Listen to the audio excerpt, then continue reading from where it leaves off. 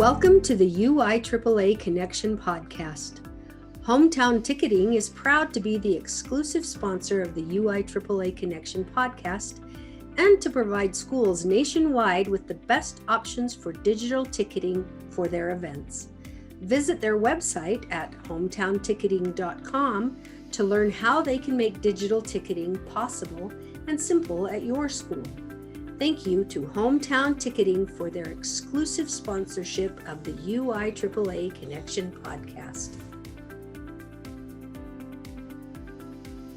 Welcome back to another edition of the UIAAA Connection. I'm your host, Mark Hutch Hunter. Today we have as our guest Jean Ashen, Director of Certified Master Athletic Administrator and Director of Athletics at North Salinas High School. Welcome to the podcast, Jean. Thank you for having me, Mark. Let's have you start by sharing with our audience where you grew up, where you went to college, where your first teaching job was. Well, I grew up right where I'm standing. So that's the beauty of this place. I born and raised here in Salinas and graduated from North Salinas High School in '76 during the Title IX era. Played everything I could play. Went to a small private school for 8 years and then came to a large public high school, which was a pretty big shock. But many people have heard my story that says on that first day, I was a woman grabbed me by the arm, took me in the girls' locker room and said, "Look what I found." I think that became a real love of sports. I'm the oldest of 5. All of us graduated from here at North High. And my senior year of high school, I was wanted to go play college basketball. So coach made a tape for me back then. It was a lot different than it is now for kids. And Billy Moore was just coming off the 1976 Montreal Olympics and asked me to come down to Cal State Fullerton. And you had to try out back then. There was a JV team and a varsity team. And so made that varsity team my freshman year, played behind an All-American, learned a lot, played there for 3 years and then went to UNLV. My coach left after my junior year. My second coach, and I decided I was going to play for somebody I wanted to play for. And so I transferred to Las Vegas and loved it, just loved it. Played for a great coach with some great people. And when I was done, I really wasn't sure what I wanted to do. So my first job, the superintendent of Clark County at the time, was a huge Rebel fan. And so he said to me, "Hey, I've got an opening. I know you want to be a teacher someday, coach. Can you fill in for me? It's from 3 to 11 p.m. And it's for kids that have some challenges, to say the least." And I said, "Sure." So from 3 to 11 p.m., I taught physical education to kids like ping pong and shuffleboard and things that maybe just kind of keep them out of trouble, to be honest. And then I'd go down to the strip and have a 99-cent dinner. And then do it all again the next day. And I was the coordinator of women's basketball, which meant I swept the floor, picked up the recruits, did that, and then got my credential at the same time. And I wasn't sure what I wanted to do. And then taught 2 years at a middle school in North Las Vegas, loved it. And then at the end of that year, my ex-roommate in college said she was coaching at USC at the time.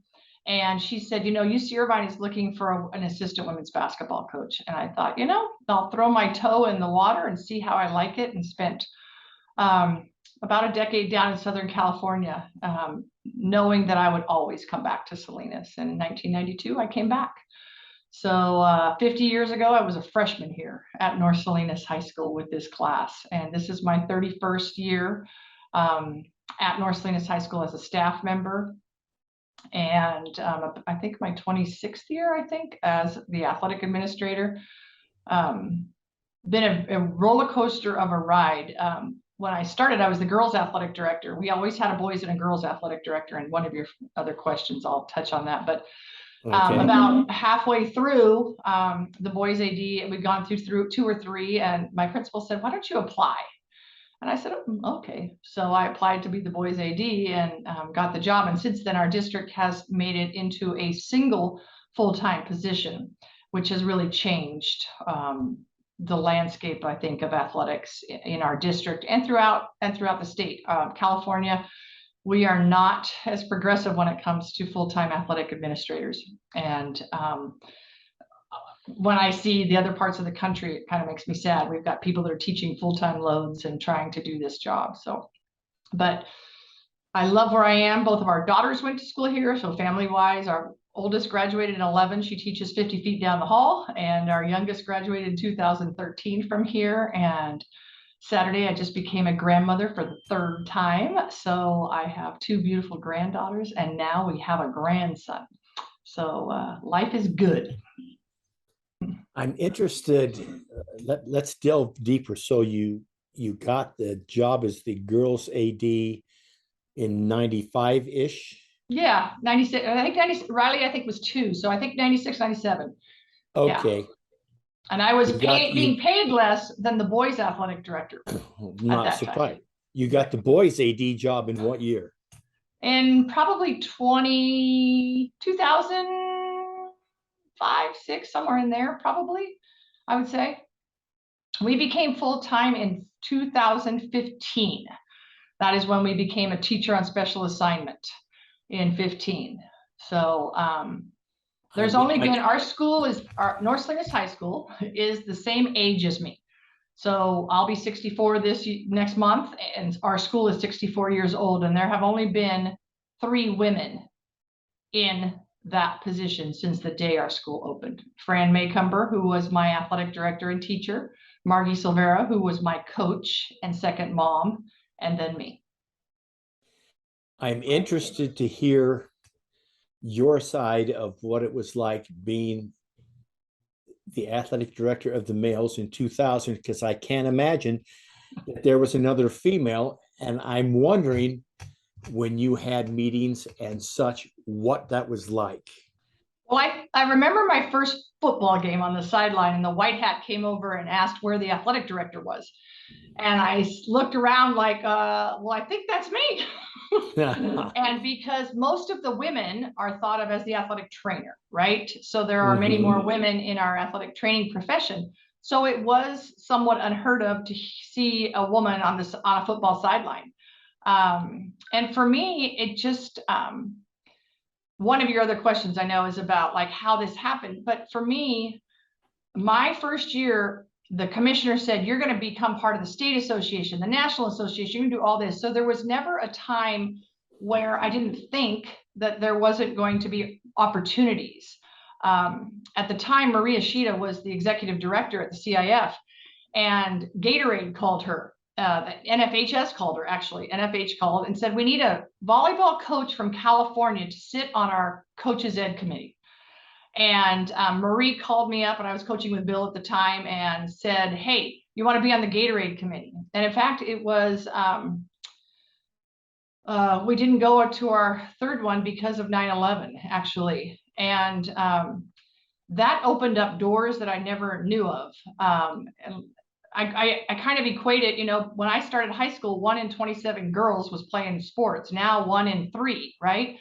So probably when I started, I would say there was maybe 20% women, but I would say now there's a lot more women in athletic administration. But I mean, I've never considered, every time a new person comes in, I feel like it's my responsibility to welcome them and mentor them and outreach with them about all of the opportunities that there are.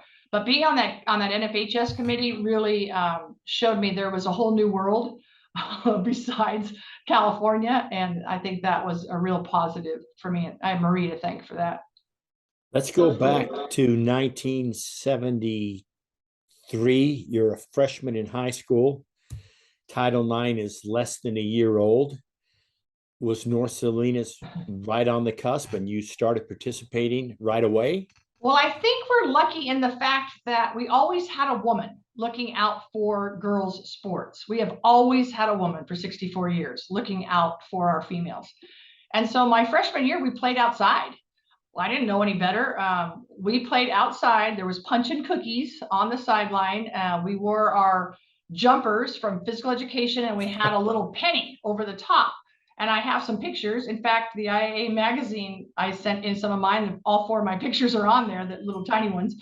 But we played outside. And we were just happy to be playing. You know, we really didn't know. And all of a sudden, I think it was Margie that said, or Fran at the time said, well, we need to play in the gym. We're not going to stay out here and play out on the basket on the outdoor. Or you're going to have to figure it out, right? And so you start off with, balanced practice times, etc. By the time I'm a senior, I'm in the boys' gym because we got to go into the girls' gym. We called it back then. Now we call it the small gym and the main gym. But there were just a bunch of women who continued to expand opportunities. When I was here, there wasn't girls soccer, right? But now we have a thriving girls soccer program because of those women who came before me and said, we have a group of girls that wants to play and we need to give them some opportunities. Excellent. Share with our audience some of the mentors in your life, parents, coaches, teachers, bosses, whatever. Yeah, I've been really lucky, I think. I feel like my whole life, we call it kin magic in our family. That's my maiden name. And the 5 of us call it kin magic. And I honestly believe in that. I believe I've worked hard, but I also know that a lot of people opened a lot of doors for me. My first day when I was here as an athletic director, the commissioner at the time, LG Belizio, who just passed away last month, LG came in and talked to my principal and said, Jean needs to go to these things. You need to send all of your athletic directors to these national events, to these state events, and you need to stay on top of everything. So we were the first district who had AEDs. We were the first district who had breakaway bases. And we had those things because I went to a national conference and listened and came back and said, hey, the new standard of care is this. And our district has been so supportive in that. And then our new commissioner is the same way. Every single person who comes on, I get them a professional development booklet and I say, look, your number one predictor of success, I think, in this profession is going to be your involvement. And I would never have gotten the opportunities that I've received without saying yes to a lot of kind of scary things to start. And then Fran and Margie, I couldn't have asked for 2 amazing more role models in leadership positions as women. And every principal I've had, I've outlasted a lot of them, has just been super supportive of athletics. And I think our district has always been that. Our board, we're a 5 high school district, has always looked for ways to support kids in their talents and treasures. And so we have so many kids that have gifts related to athletics, related to band, related to ballet folklorico, related to theater. And our district has been super supportive of those opportunities, which I've been very grateful for. Very good. Jean, let me ask you this question. What's your biggest failure or disappointment, and what did you learn from it? Yeah, I saw that question on there when you give us the cheat sheet, Mark, so I appreciated that. I think there's not one particular moment in time. There have been particular times where I remember at Aptos losing a football game with Julia and Riley both being so small and both of them just bursting into tears about a football game. And I thought to myself, and I remember the heartbreak of those kids. But I think for me, early on, I didn't listen enough. I always thought I had the answer. I could fix it. And I would say now I look for more involvement with what do you think would be better? Not just, okay, bam, that's the way we're going to do it. It's the easy, push the easy button. So I definitely think I would have taken a breath more often. I think we work at breakneck speed so often that it's really hard to just take a breath and connect with a coach or a kid that needs something. I think those are the moments where you say, hey, I got that wrong. I need to apologize. Or I'm sorry I didn't spend enough time to hear what you had to say. I think that's the hardest part, I think, of the job is just the pace that we go through every day. Very good. You've been an athletic administrator for close to 30 years. So tell us how your job is different today than it was back when you first got it in the mid-90s. Yeah, I loved that question. I started laughing when I read that question, actually. I think when I started in the 90s, I think I remember saying, hey, make sure there's a bus, make sure there's some water for the officials, and make sure that you have a tri-tip sandwich on Friday night. that's kind of how it was. And the rules that have come about and the legal duties and the facilities and the parent involvement and the booster clubs and the concussion protocol and the baseline concussion testing, all of those things that we didn't do ever. And today, like I said, I mean, I started off with a period for this job, then 2 periods for this job to do it, and teaching the other 4, to being full time. And it's 7 o'clock at night, and I have just finished a field hockey match, and I got here this morning at 6:30. And that's a typical day. It's not any nighttime events. And so there are more coaches now. The certification involved with coaches with sudden cardiac arrest and heat illness and concussion management, managing a staff of we all have almost 90 coaches just in our building alone. And those adults, I think over 60-70% are off campus. So their day starts at 3 o'clock. And that's when my time starts with them. And so I think that has really changed. When I first started, everybody was on campus. So I'd walk over to their room, or I'd talk to them, or whatever, but not anymore. And I think social media has changed. I mean, I never thought I'd have a Twitter. I never thought I'd have a Google Voice number. I never thought I could talk to somebody in Utah, in a computer. So, I started out with whiteout.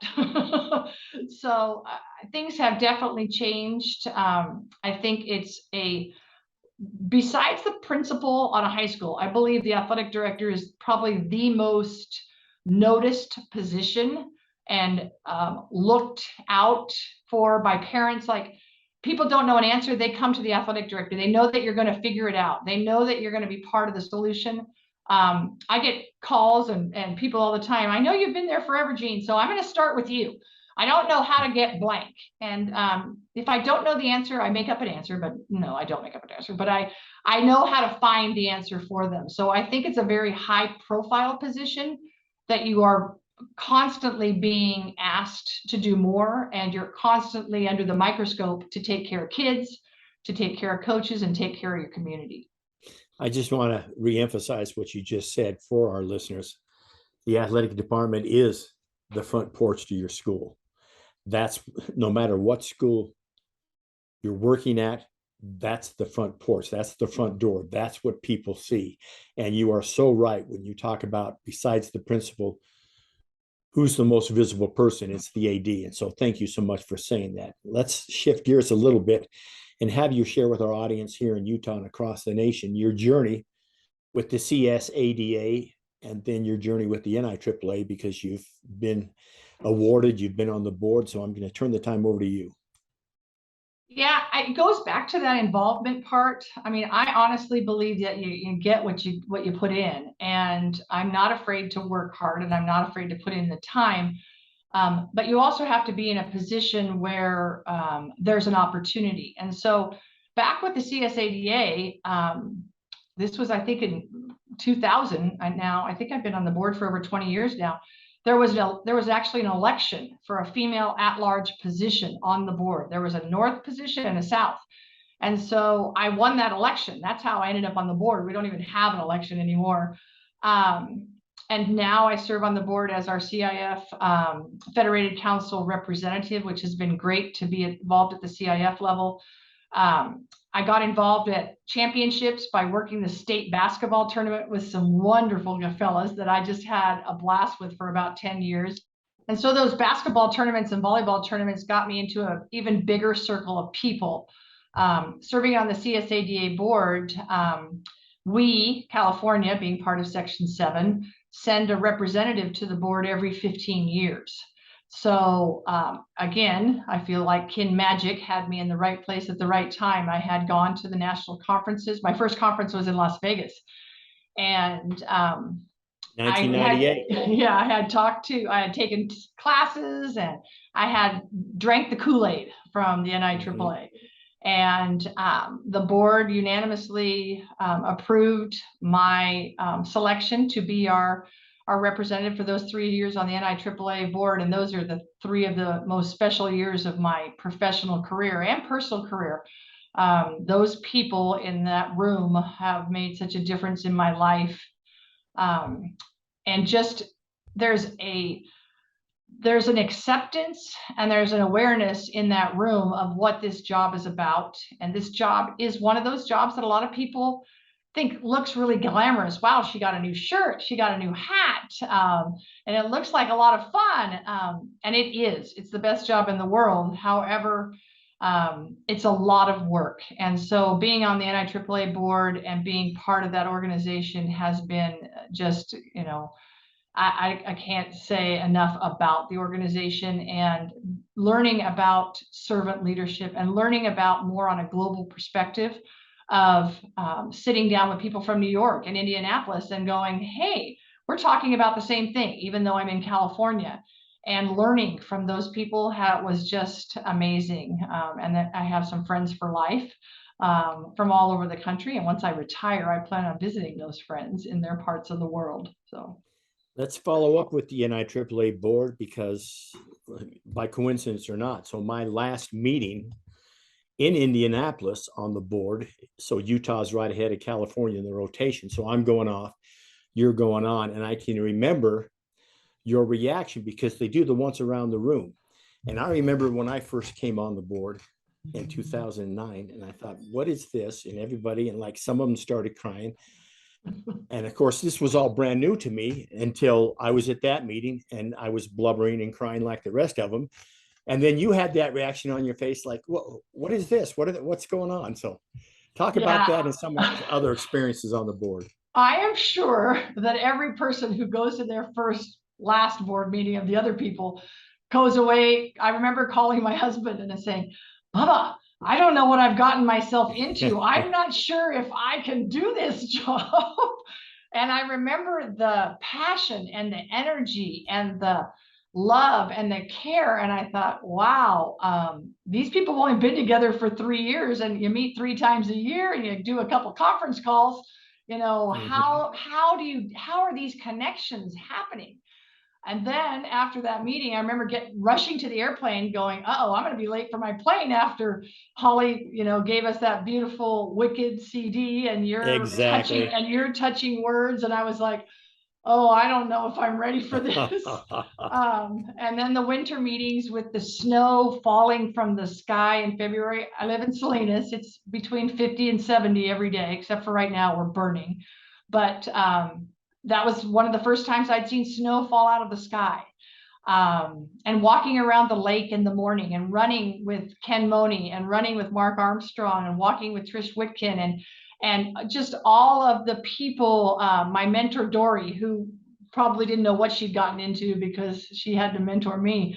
And then in Dallas, when I left the room and walked back in, and there were 25 pairs of socks hanging on clotheslines from all of them, because my first meeting in February, I didn't bring any socks other than my workout socks. I was like, California girls don't have socks. And so I have socks from Arkansas, from Annette, and from Kentucky, from Phil Risen. And so I've got socks from everywhere that I look at that really bring memories. But those early morning walks and runs were the times where we talked about the challenges that we were all facing and the things that we wanted to do better. And that's what I love about the NIAAA board is every year, what are we trying to do better? What are we going to make better for our student athletes, for our coaches, for our communities? And I love that about the NIAAA board. And I have all 3 of my treasures, my lessons of the pump from Rich Barton, and my pail from Andy Childs, and my coin from Bill Risen are with me at all times in this office. And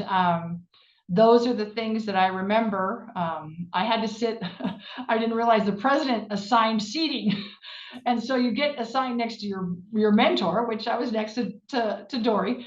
And, but my 3rd year, they put me right next to Bruce Whitehead.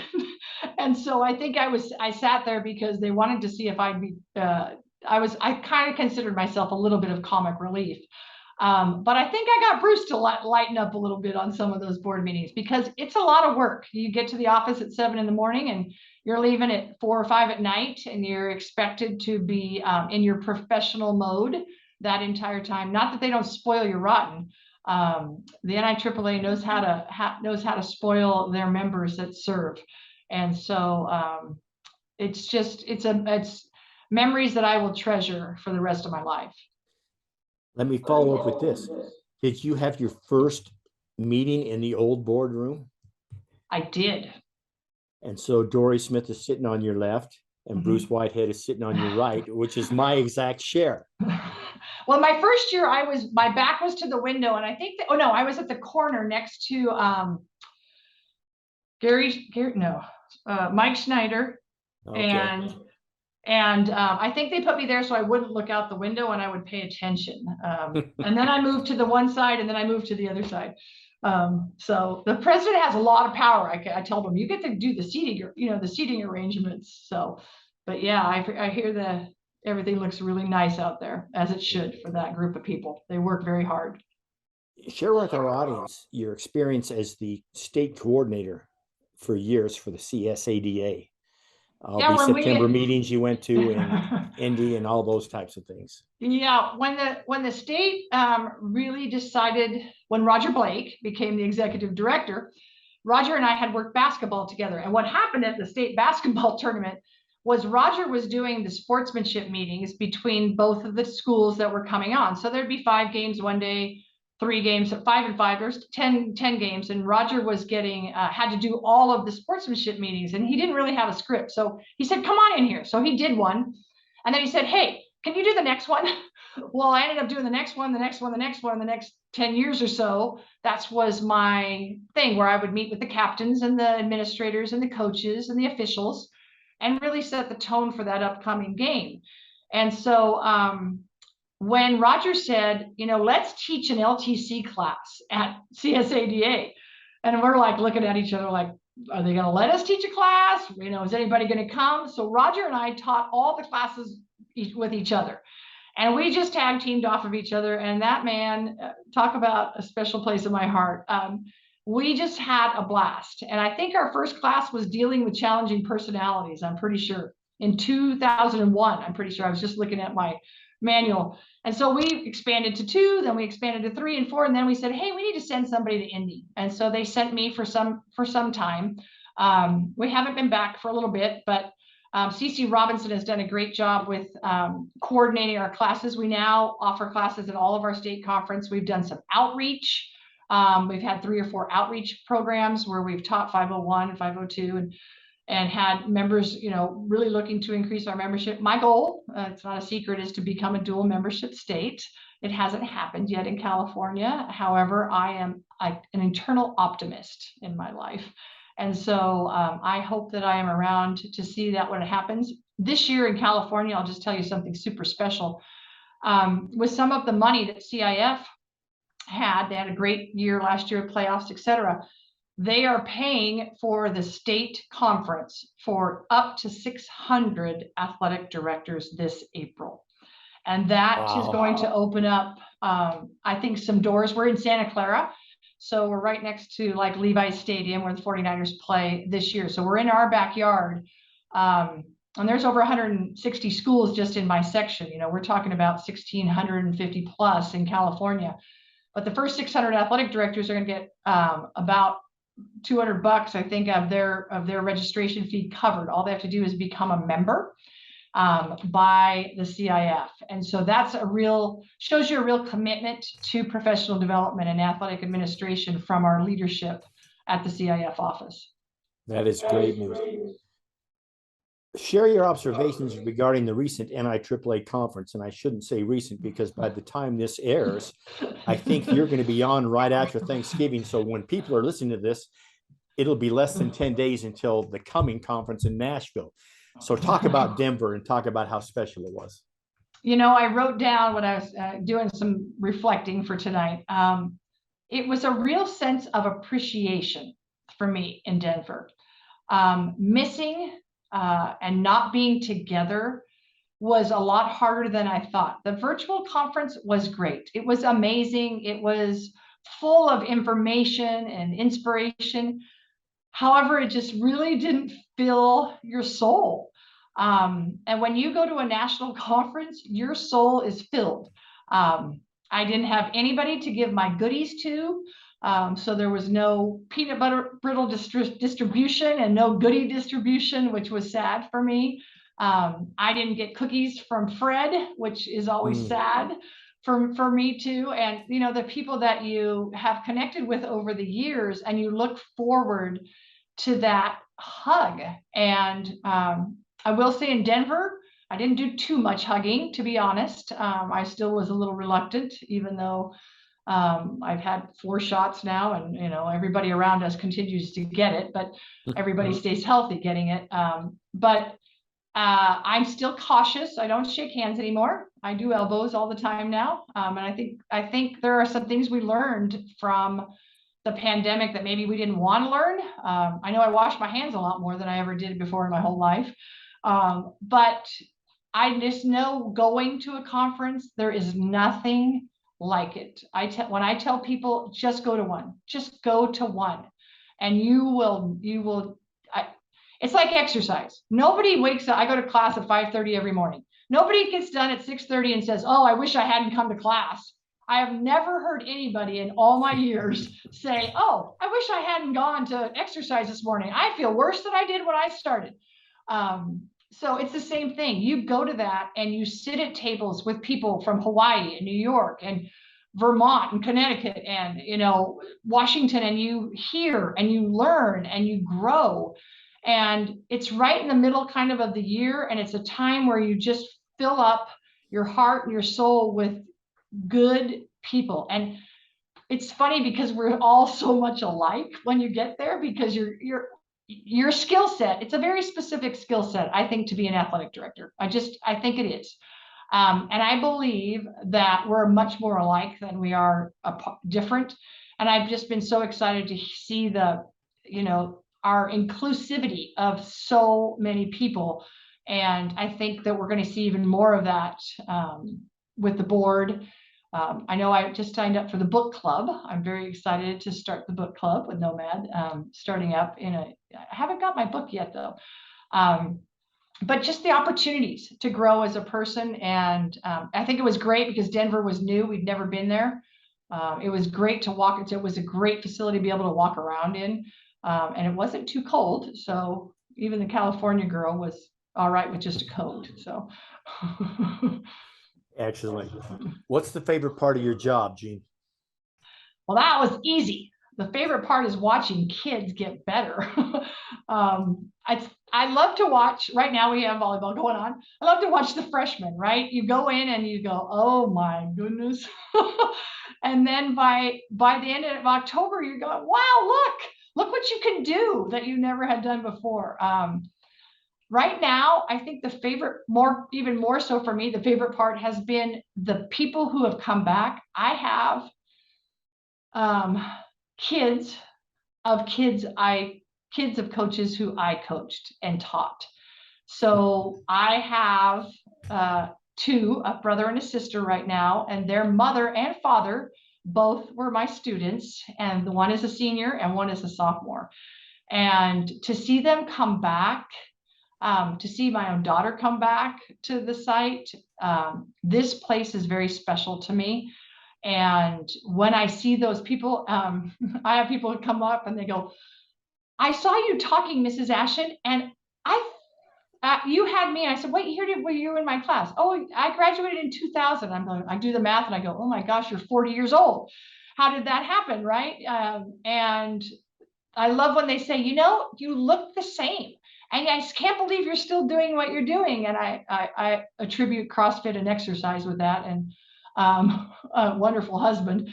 But I just love to see the people come back, and I love watching kids do what they do and the impact that coaches make. I'll tell you a story. Our football coach right now, we do grade checks every Wednesday, those pink sheets behind me.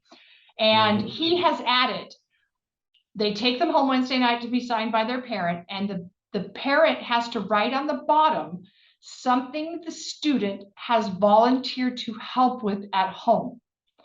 And I've seen on the pink sheets, he helped take out the trash. He watched his baby sister. He made dinner. And so the focus is like, how are we making these young men, we don't have any girls this year, but these young men into our next really contributing members of our society. And I love that our coach has started that tradition, and it is so cool to read what the parents are writing about what their sons are doing. That is a great story, and I hope our listeners in Utah and across the nation steal that from you and start using it. Let's finish up with a couple of questions, Gene. The first one being, you've got 2 suggestions for a brand new athletic director. They need to follow these suggestions in order to be successful. What would your 2 suggestions be? And those were easy, super easy. Number 1, join all your professional organizations. So for me, that is the CCSADA, which is our local organization, the CSADA, which is our state, and the NIAAA. I am lucky enough to be in a league that pays for that to happen. We have 32 schools in our league here, and our principals, our board of managers has deemed it important. And so that is paid for with our league dues, which I really think is a great model for a lot of places to adopt. And then the second thing that I thought of as soon as I saw this question was ask questions. Go to see what people do. Go shadow people. When a new athletic director comes into our league now, I send them my text right away, my cell phone. I send them the professional development. I say, come by anytime you want. I had an athletic director, one of the rookies today, say, it's me again. I said, it's fine. I am happy to help. And I really think we all, as singletons in our buildings, often we get into the fact that I'm in this all by myself. I don't have anybody that will help me. I have to set this up again by myself. Oh no, the chain crew's not here yet. Oh no, my announcer is sick. I got to find somebody else to get in there. Everything, it seems like, falls on your shoulders. But every athletic director I've ever met has said to me, you can call me anytime. You can text me anytime. You can modify and adapt, not steal. You can modify and adapt this presentation. You can modify and adapt this form. Here, take it. And I try to model that. And I would say that if you just ask questions and really stay open to others, you're gonna learn a lot, and you're gonna be in the best job in the entire world. Great advice. Gene, what questions should I have asked you that I failed to ask? Well, you didn't ask to see a picture of my grandchildren, so. Well, then let's do that right now. I want to see that. I want to see the 3 of them if you have them handy. I'm not going to show you. Well, I will tell you, I collect giraffes. Mark knows that, so you could say, what do I collect? And you can tell I'm a Steeler fan. So that's it. But no, it's always fun to hear your voice and see you. And it's been an honor to serve with you in Section 7. And I really value those 5 states in our section, and the leadership that's come out of Section 7 is just incredible. and to have Rich Barton sitting in Indianapolis right now and looking out for us makes me feel really good. And all the people that have been on that board have made a huge difference. I've appreciated Xavier, taking over and just running with things and making things better. And every year things get better in our section, and it's because of the leadership that you started and so many others before us that really wanted to make a difference in our communities and in our state. Well, thank you. I better give a shout out to Bubba so he doesn't feel left out. So when he hears this, he gets the last shout out. You all know he's the best assistant athletic director in the entire United States. Absolutely. On that, we're going to wrap up this edition of the UIAAA Connection. Once again, our guest today has been Gene Ashen, Certified Master Athletic Administrator and the Director of Athletics at North Salinas High School. Gene, thank you so much for being on the show today. It was a pleasure to spend time with you, Mark, as always. For our listeners, we hope you tune in again next week for another edition of the UIAAA Connection.